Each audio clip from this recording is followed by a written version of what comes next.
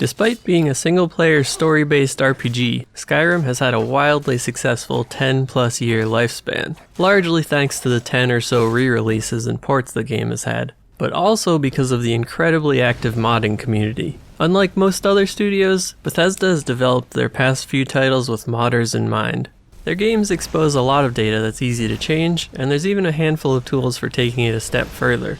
The result is a thriving modding community producing all kinds of content, from massive expansions to dumb jokes with little thought behind them. We're going to be looking at the latter, in probably the worst way possible. That is, install a mod that was literally inspired by a joke Reddit comment, and try to honestly beat the whole game with it. In this case, the mod in question is called Oops, All Creatures. The concept is pretty simple.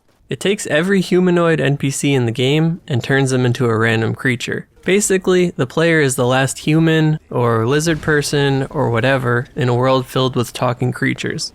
There's no way to undo this creature transformation, and it causes a whole mess of wild bugs along the way. Countless cutscene issues, broken pathing, NPCs being too large to fit through doors, and lots more. Is there a chance that we can actually play through the main storyline and beat it? Maybe, but it certainly won't be easy. So without further ado, let's boot up modded Skyrim and see how horribly broken everything is. After starting up a new game, I was instantly greeted by an empty carriage and the voices of invisible NPCs talking through the opening cutscene. I noticed a horse standing still at the spot where the cutscene first starts, probably wanting no part in pulling a carriage full of ghosts. After making it about halfway down the road to Helgen, the game froze and I had to kill it with Task Manager. I went through this process a few more times, sometimes seeing different animals along the way, like this moose that was somehow driving a horse-drawn carriage. But they all inevitably crashed around the same spot, so I put on my game developer hat and thought through this for a bit. My most plausible theory was that the game was crashing because the NPCs who were supposed to talk didn't exist. They did at the start because I could clearly see them standing there in the road and not on the wagon. Once we got far enough away, the game removed them to save on CPU and memory like it does with all distant creatures. I couldn't get any of them to stick with me in the carriage because they didn't have the code or animations to sit down. But I could prevent the game from despawning them by looking directly at them, even when they were out of sight. So looking back towards where the cutscene started prevented the game from crashing. This worked right up to the gates of Helgen, which couldn't be opened by the creature guard standing outside. Since I was looking the other way, I just heard a loud crash and the camera jostled around a bit. The horses were speeding into the gate, unable to continue. I tried waiting this out for a while, but there was really no way forward. Creatures could never open the gate, and I couldn't move, so this was a dead end. With the opening cutscene being broken, I figured, why not just start the game from character creation? So I loaded a save right after the cutscene ended, stepping off the wagon to a village full of quirky characters. I picked the most generic Imperial possible to stick out even more from my surroundings. Some guy seemed like a fitting name in a world with literally no guys, just creatures. A chorus and a goat argued about my place there, before slowly walking over to meet my fate. A couple bears were in the way, but the chorus was able to push through eventually. Somewhat ominously, the Horker executioner stared ahead dead-eyed, awaiting his next unlucky subject. I sat through the rest of the cutscene, but it was pretty hard to tell who was talking half the time. The NPCs were scattered all over the place, mostly just playing idle animations regardless of if they were talking or not. After everyone was done, the game came to a standstill. The creatures had no way of pulling off the head chopping scene. Nobody walked up to the block, and the Horker didn't have an axe on hand anyways.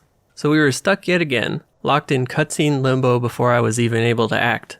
Alright, well technically the gameplay hadn't started yet, so I figured I'd give the game its last pass and start the run officially when I was given control, just like all the speedrunners do. I loaded a save right as the game really starts, with the town engulfed in flame and a mysterious spider telling me to follow his lead. Unfortunately for him, the town was designed for human bodies, so he couldn't quite fit through the doorway. The developers knew how wonky the AI in pathfinding could be, so they included a little trick to keep things moving. If you run into an NPC for a couple seconds, the game will think it's stuck and teleport it a few feet away. This managed to get the spider into the tower, triggering some dialogue with a nearby Spriggan. Meanwhile, a scared mud crab tried to float his way up the stairs, but seemingly couldn't make it in. I guess the dragon was having crab legs that night. After a close call with some flames and more spider dialogue, I jumped out of the tower and met up with a friendly chorus. We scrambled our way through the town and into the first dungeon, Helgen Keep. While I picked up some gear nearby, the chorus armed himself with a sword that floated underneath him. Not that he would ever use it. One side effect of this mod is that the creatures get their actual attacks, so we mostly just spit poison and bit at nearby enemies. We sliced and burned our way through the keep, encountering a much wider variety of enemies than you normally would. After fighting a handful of human creatures, we ran into some actual creatures. Despite being the exact same spiders and bears as earlier, these ones weren't able to talk. Not sure how that fits into the lore, but if someone wants to come up with some backstory for this mod, I'd be happy to hear it. Outside the dungeon, I was presented with an objective marker where my chorus friend was supposed to be. I guess his AI got stuck somewhere in the dungeon, and a quick trek back through it came up with nothing. So I decided to just wander off, and eventually the main story quest updated on its own. It was a quick sprint over to Riverwood, where I chatted with the town's creatures and bought a few things from a moose. Since I was only sticking to the main quests, I headed straight to Whiterun, where a horker tried to sell me a horse. Must be a tough business with only one potential customer in all of Skyrim. Inside the city walls, I was greeted by a goat and a wolf having a spirited conversation about blacksmithing, which I'm pretty sure neither of them could actually do. I made my way up to Dragon's Reach, opened the doors, and the game promptly crashed. This was actually a recurring theme in the run.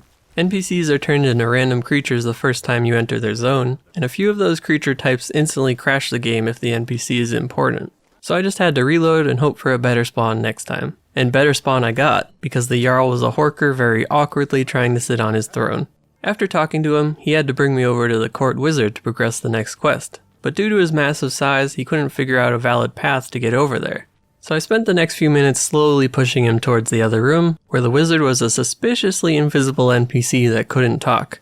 Thankfully the cutscene still progressed, and I was able to pick dialogue options once I found out where the invisible wizard was standing. He sent me off to Bleak Falls Barrow, a solo dungeon filled with monsters, which means less potential for game-breaking bugs. I did fight a handful of creature bandits along the way, but nothing too out of the ordinary. Although I did end up facing one invisible bandit, which I managed to kill by just spraying fire everywhere. I spun a few tablets in a sequence that would be hard to even call a puzzle, and I was on my way. After killing a few spiders, a goat man thing asked me to free him from the webs before he would give me his claw. Instead of handing it over and leaving the place, he ran off further into the dungeon. He ended up making it just down the hall before getting insta-killed by an angry zombie. With the claw in hand, I blasted my way through some more crypts until reaching the next impossible puzzle. Using all my brain power, I spun each wheel 2 times and then opened the door. I learned the first magic word before being shouted at by a zombie. I mean, I did wake him up from his nap, so I guess it was deserved. Finally out of the dungeon, I returned the claw to the moose in Riverwood and gave the Dragonstone to the invisible wizard in Whiterun. The Jarl was impressed and figured I could solve more of his problems by killing the local fire-breathing dragon. The leader he assigned to this mission was literally a walking plant, which definitely made me question his decisions up to this point. So me, a tree, a spider, a walrus, and a few others set out to kill a dragon. It was a long fight, but we took him down and I vacuumed up his soul. Next, the Jarl told me to meet the Greybeards on top of the big mountain and assigned Lydia, the horker, to help me out. Now, Lydia is already famous for getting stuck and bugging out as a human, so there was no way I was bringing her along as something 3 times the size. So I set off on my long quest all the way up the mountain, which mostly consisted of running for long stretches in between burning some wolves. The resident frost troll put up a good fight, but my advanced stand-on-a-rock combat style proved to be too effective. After arriving at High Hrothgar, I was greeted by the Greybeards, a ragtag collection of 3 spiders, a goat, and 1 invisible guy. This segment where they teach you shouts and have you perform them constantly bugged out. The NPCs had a lot of trouble with things like placing the shouts or summoning the ghosts to practice on. Luckily for me, walking outside and then back in progressed them to the next step every time. So while it took a while, I was eventually able to crawl through this pseudo cutscene. When it came time for the whirlwind sprint demonstration, the goat didn't feel like performing. They all just kind of stood around waiting for something to happen until I left the area and came back. With my questionable training complete, the Greybeards told me to fetch them an old horn. So I fast traveled to the Whiterun stables and took the spider carriage to Morthal. Upon my arrival, a cultist bear and mudcrab combo tried to kill me. I had to make sure not to accidentally attack the townsfolk here, as everyone kind of blended together in fights. Minor interruptions aside, Ustengrav was just a short walk away. The dungeon had quite a few enemies named Conjurer or Necromancer, but I guess they all forgot how to cast spells. Other than that, it was pretty much the same as the previous dungeon. Spiders and zombies galore. Instead of finding the horn, I was left with a note to meet some mysterious person, or creature, in Riverwood. Delphine showed me her secret dragon hunting hideout in the basement, and I snatched up everything in sight. Despite being yet another tree person, she also wanted to kill dragons with me. I mean, I guess it makes sense that they hate dragons, but the whole gig seemed extra risky for them. Anyways, she gave me the horn, so I went back to the Greybeards and learned the final word of my shout from a goat. With the infamous Fus Roda at my disposal, I was now ready to take on anything Skyrim had to offer. So I met up with Delphine and killed my second dragon. She told me to meet her back in Riverwood, but refused to talk to me when I actually got there. I guess her super secret conversation had to happen in the basement, but she couldn't actually fit through the door. So I ran into her for minutes on end until she slowly teleported her way into the basement. There she told me about her plans to infiltrate the Thalmor embassy, because the Thalmor are always up to no good in Skyrim. I met up with her contact, Malborn the Horker, in Solitude, where he laid out the plan. I get invited to the party, cause a distraction, and then sneak into the back to case the place. Well, we made it to the party alright, but then things started to go wrong. First off, the drunk guy who was supposed to cause the distraction was invisible and couldn't talk. I still managed to find him and trigger the dialogue, but then Malborn had issues of his own. He kept telling me it was time to make our exit, but his huge body couldn't make it over to the door. So after lots of struggling, I eventually managed to push him over to the door, only for him to stand there awkwardly staring off into the distance. There didn't seem to be any way to get him to open the door with his sausage flippers, and trust me, I tried for quite a while. I even tried going outside and jumping over the fence, which was blocked by an invisible wall. With no path forward, I reloaded a save before the party and started to think of alternatives. I knew from speedruns that the party was skippable while still completing the main part of the quest. So instead of going through the whole party again, I grabbed some platters from the inn and ran up to the embassy.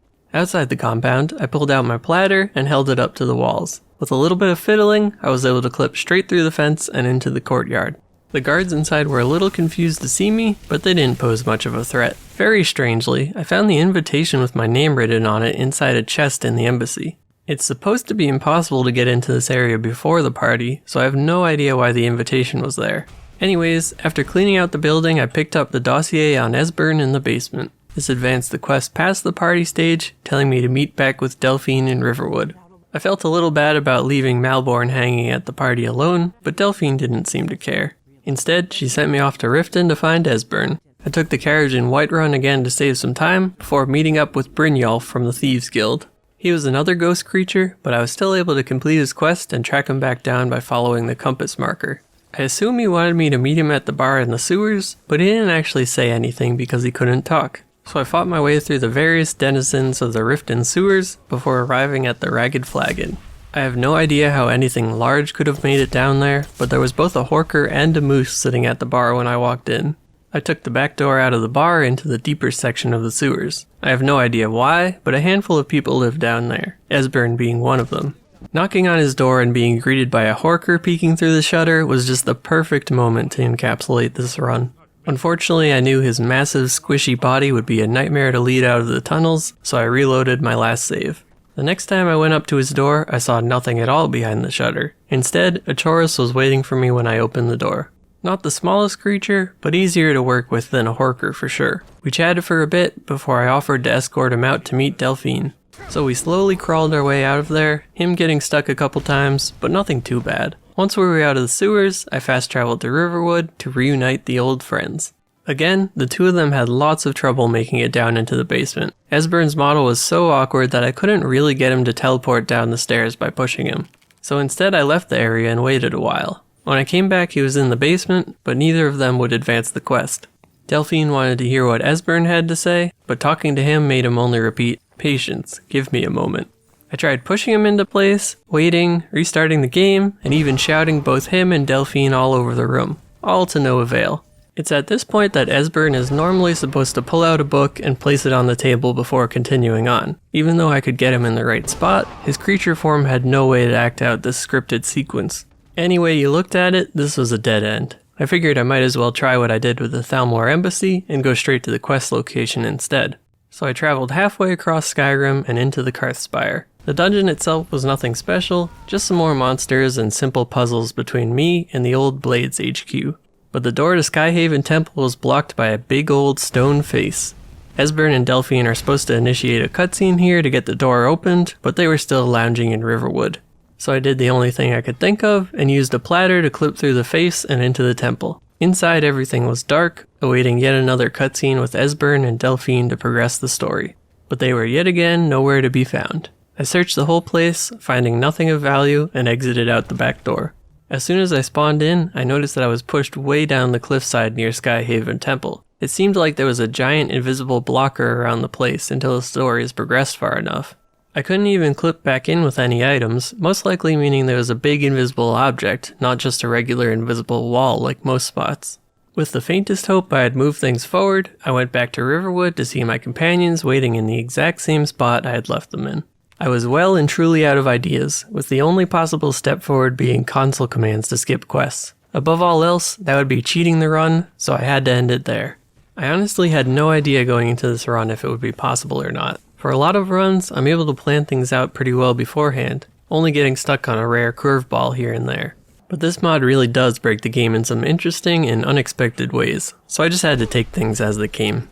There are a few points that would otherwise have killed the run, like the crashing in the intro or the embassy being bugged out, but I think the unique solutions for those made it worth continuing on. Like I said though, console commands were clearly off limits, so I eventually hit a wall. Creatures just aren't able to handle heavily scripted segments, and there isn't much we can do about that. Although, for a joke mod that originated from a simple Reddit post, I still had fun with it. From the goofy interactions, to the numerous bugs, and of course the serious moments ruined by dumb animal models, it was a pretty interesting run. If you'd like to try out the mod for some strange reason, I'll link it in the description. If you have any other wacky mods or interesting run ideas, feel free to leave them in the comments.